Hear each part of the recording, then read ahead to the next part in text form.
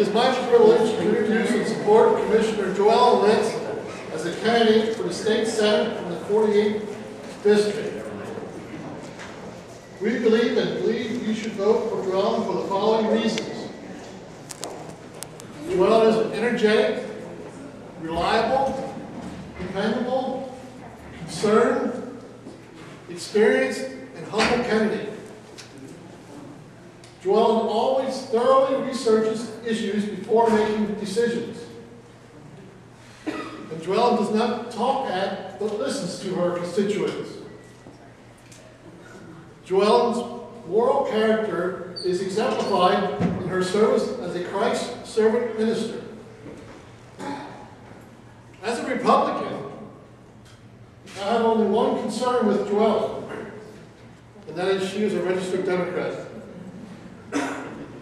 In my family farm business, performance and results are more important than brand loyalty and traditions.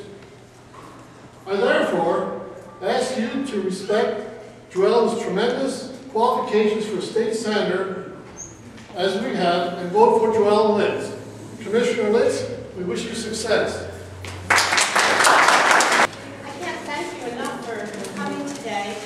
It's a real pleasure to be able to speak with friends and neighbors and voters in this 48th district. January was Thomas Jefferson's birthday, and he once said, "Do what's right, know right from wrong, and pursue with steadiness what is right. Be honest, do your duty, delegate authority. Be wise in how you use your authority.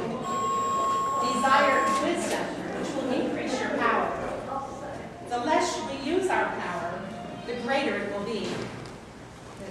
Expect opposition. Men of energy, of character, must have opposition. Those who table the other side will be hostile. Honestly, use your best skill and judgment before God and man. You will not always be right. Aim to do your duty, and mankind will give you credit when you fail. Putting people above politics, this is my 11th year as your county commissioner. And I have firsthand experience with the problems that you face. That brings me to today. I would like the opportunity to take my skills at Harrisburg and represent you as a senator in the 48th district. Here's what I do for you.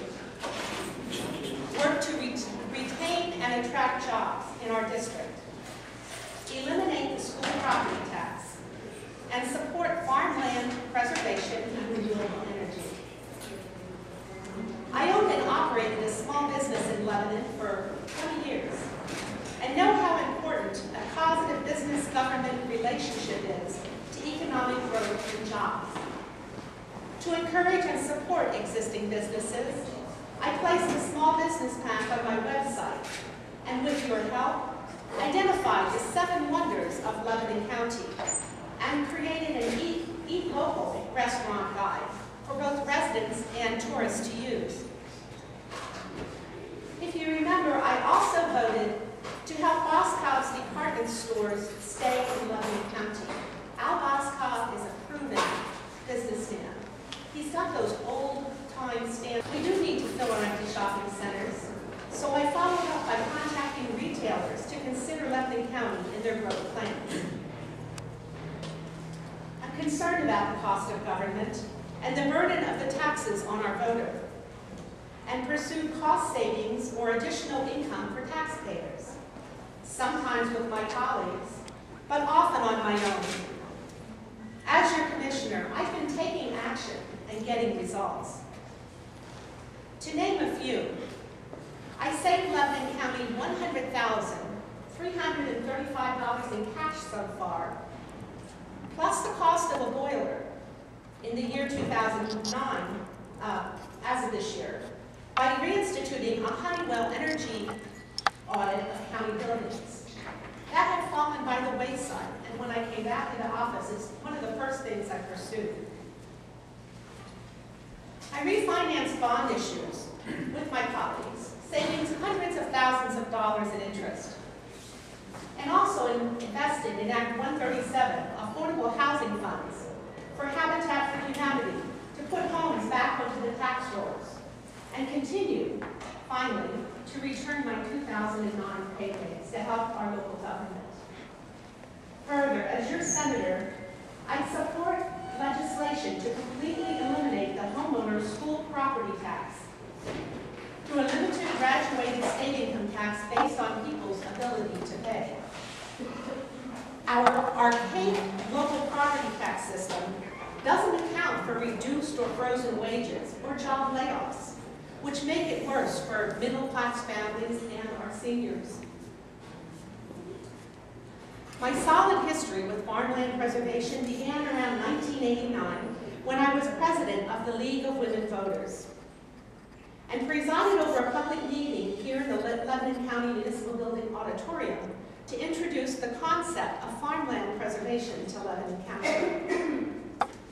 Prior to being elected as a county commissioner in 1996, I served on the Farmland Preservation Board for Lebanon County. As either a sitting commissioner or as a citizen, I've consistently served on the Conservation District Board for over a decade, stood up for conservation districts when their funding was cut, and chaired a regional resource conservation and development council consisting of conservation districts from the region surrounding us, including Lancaster, Dauphin, Lebanon, and other South Central counties. Further, 6 commissioners, Ed Arnold, Bill Carpenter, Phil Feather, Larry Scholler, Rose Swanger, and I have worked cooperatively across county lines to save farmland. On your behalf, it has been both my privilege and pleasure to serve with 2 boards of commissioners in a bipartisan effort, as well as with municipal, state, and federal governments to preserve farms in Lebanon County. As a result, over 100 farms and 15,000 acres have or will be placed into preservation in Lebanon County. In addition, I do serve all Pennsylvania counties on the State Farmland Preservation Board. District-wide, Berks, Dauphin, and Lancaster, and Lebanon counties are consistently in the top 10 for numbers of farms and acres preserved. This effort links our community's history and future so that our traditions, lifestyles, and values are passed on to the next generation. We gain what we hope for. Hope, even the sound of that word can lift your spirits. With energy deregulation upon us, it's more important than ever to conserve and create sustainable energy. Together, we can hope for exceptional quality of life with green fields, clean water, and a robust economy with good jobs.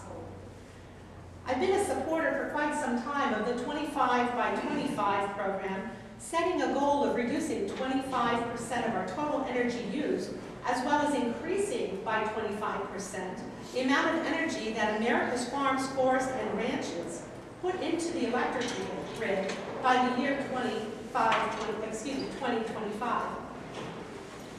Without such a plan, because of deregulation, our electric bills may increase twofold. The world is moving toward clean energy, so solar and wind have the lowest operating cost in the world. Think about it, solar and wind are free. We don't have to pay for it. What a gift to our future. An investment in solar and wind can be our legacy to our children. We can add biomass to this mix and recycle animal manure, which will provide green-collar jobs, requiring math and science skills, creating engineers to help stop Pennsylvania's brain drain of smart young people, and reduce nutrients going into the Chesapeake Bay as well. The best way that we can affect change is to do something and be as responsible as we can. An investment in green industry would certainly benefit farmers, our local economy, and the environment. In fact, we have 2 solar installation businesses that I'm aware of in Lebanon County, E&E Metal Fab, as well as